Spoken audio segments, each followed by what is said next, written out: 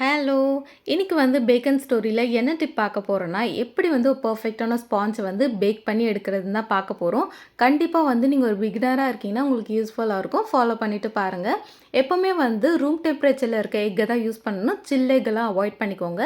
Second பார்த்தீங்கன்னா, நம்ம use பண்ற சுகர் பவுடர்டு சுகரா இருக்கணும். ஃபர்ஸ்ட்டு ஸ்பான்ஜ் எடுத்தோனே எக் பிளஸ் சுகர தான் நம்ம பீட் பண்ணணும். அடுத்து பார்த்தீங்கன்னா, நம்ம யூஸ் பண்ற வெட் இன்கிரீடியன்ட்ஸ் அதாவது நம்ம யூஸ் பண்ற எசன்ஸா இருக்கட்டும், அப்புறம் ஆயிலா இருக்கட்டும், இது எல்லாமே வெட் இன்கிரீடியன்ட்ஸ்ன்னு சொல்லுவோம். ஸோ இதையும் நீங்க கரெக்ட்டா மெஷர்மென்ட்டோட யூஸ் பண்ணிக்கோங்க. இந்த 2த்தையுமே பார்த்தீங்கன்னா, நம்ம கண்டிப்பா பீட்டர் யூஸ் பண்ணி மிக்ஸ் பண்ணிக்கலாம்.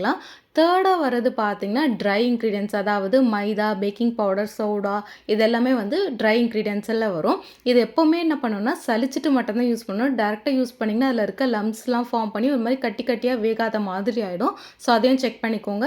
அது எல்லாத்தையுமே விஸ்க் இல்லன்னா ஸ்பேச்சுலா யூஸ் பண்ணி ஜென்டிலா மிக்ஸ் பண்ணுங்க. ஒன்ஸ் அந்த மாவு எல்லாமே மிக்ஸ் ஆயிடுச்சுன்னா ஸ்டாப் பண்ணுங்க. நீங்க போட்டு போட்டு ரொம்ப மிக்ஸ் பண்ணீங்கன்னா ஹார்ட் ஆயிடும்.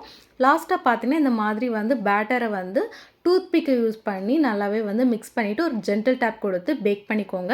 நான் பார்த்தீங்கன்னா 180 டிகிரியில் 40 to 45 மினிட்ஸ் பேக் பண்ணுவேன். ஸோ எல்லாமே கரெக்டான மெஷர்மெண்ட்டில் யூஸ் பண்ணிங்கன்னா உங்களுக்கு கண்டிப்பாக இந்த மாதிரி ஒரு நல்ல ஸ்பான்ஜ் வரும். Thank you.